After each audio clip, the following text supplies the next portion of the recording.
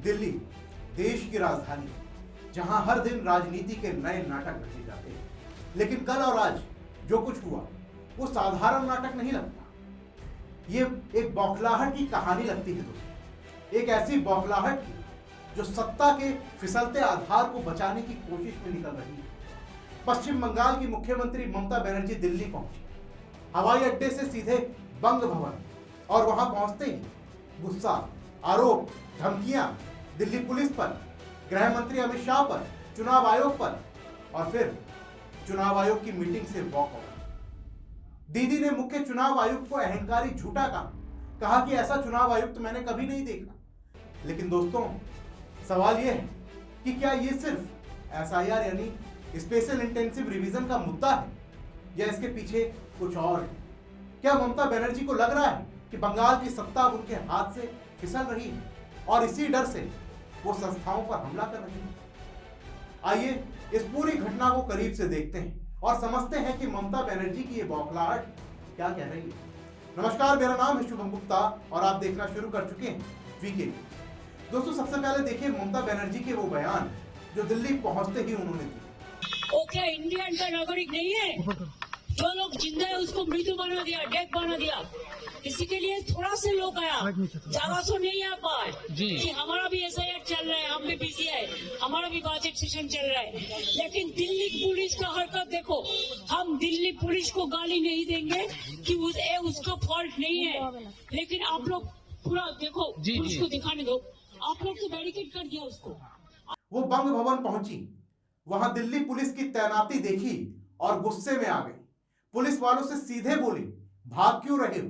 हम नमस्ते करके कहते हैं आप हमारे भाई बहन हो, लेकिन अगर कोई मौत हो गई एसआईआर में तो लोग बच्चे लेकर सुप्रीम कोर्ट क्यों भाग रहे हैं? फिर उन्होंने तंज कसते हुए कहा, जब गृह मंत्री बंगाल आते हैं हम रेड कारपेट बिछाते हैं, लेकिन जब हम दिल्ली आते हैं तो ब्लैक कारपेट मिलता है।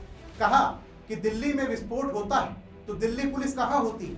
हम दिल्ली पुलिस को ब्लेम नहीं करेंगे। और फिर दावा किया कि मैं आंदोलन करने नहीं आई, लेकिन डर का माहौल बना दिया गया, मैंने कपड़े तक नहीं बदले, सीधे यहां आ गए। लेकिन दोस्तों, सवाल उठता है कि ये संवेदनशीलता कहां गई जब बंगाल में हिंसा होती है? ये लड़ाई कहां थी जब बंगाल में पोस्ट पोल वायलेंस में लोग मारे गए? ये गुस्सा सिर्फ दिल्ली पुलिस पर ही क्यों? क्या इसलिए कि बंग भवन में एसआईआर से प्रभावित कुछ परिवारों को लाया गया जिन्हें वो पीड़ित बता रही हैं?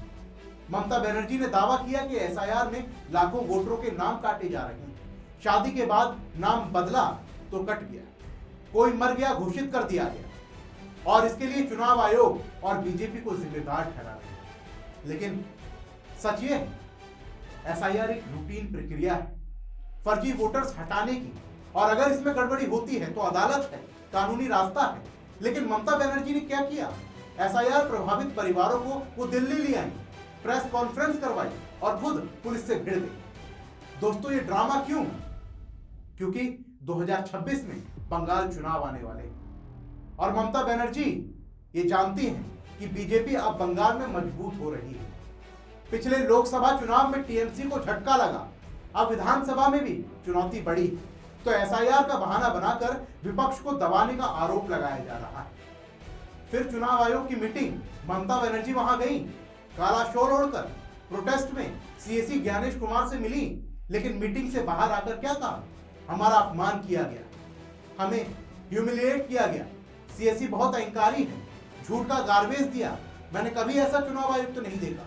उन्होंने कहा कि कोई कुर्सी स्थायी नहीं होती, एक दिन जाना पड़ेगा।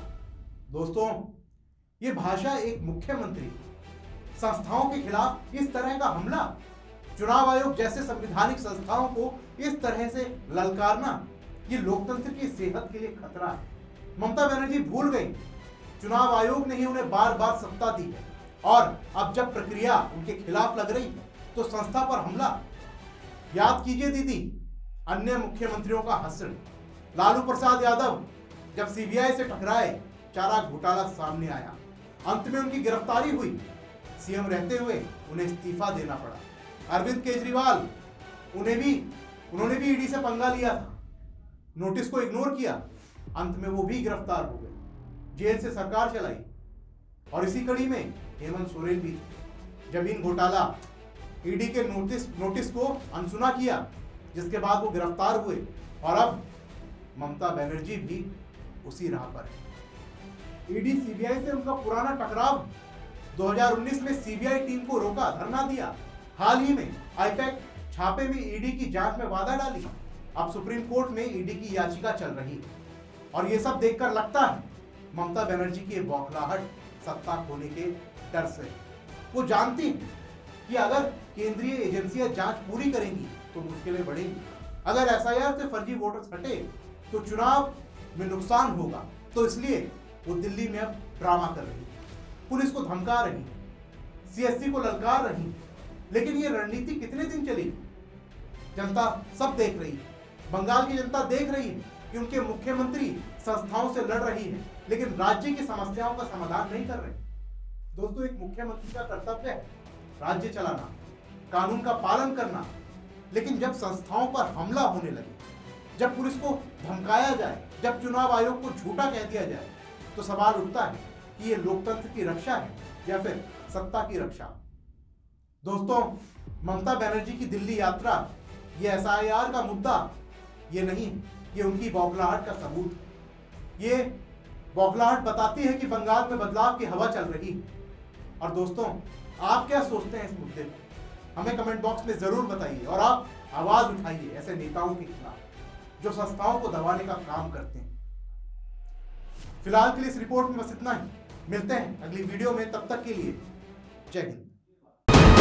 वीके न्यूज, राष्ट्र के नाम।